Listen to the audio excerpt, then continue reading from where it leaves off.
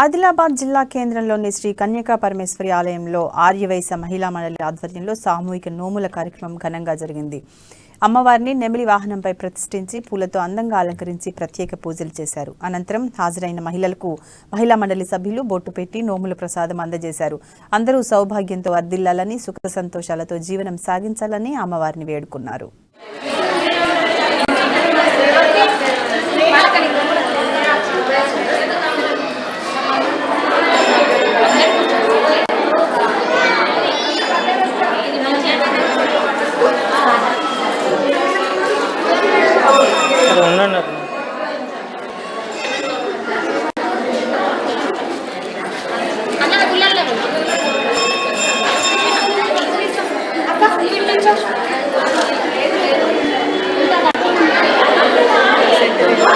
తయారై అందరికీ ఆకర్షణీయంగా కనిపించేలా బాడీ మెంబర్స్ అందరం తయారైనాము.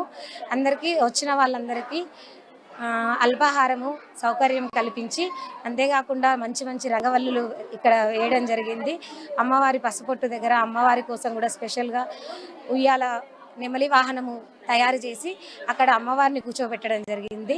ఏదైనా పసుపొట్టిస్తే ఉపయోగకరంగా ఉండాలని, అదేదో తినబండరాలు అయితే బాగుంటుందని, అందరికీ హెల్తీగా ఉంటుందని రాగి పిండిని అందరికీ పసుపొట్టుగా ఇవ్వడం జరుగుతుంది. ఈరోజు లాగా తయారై అందరికీ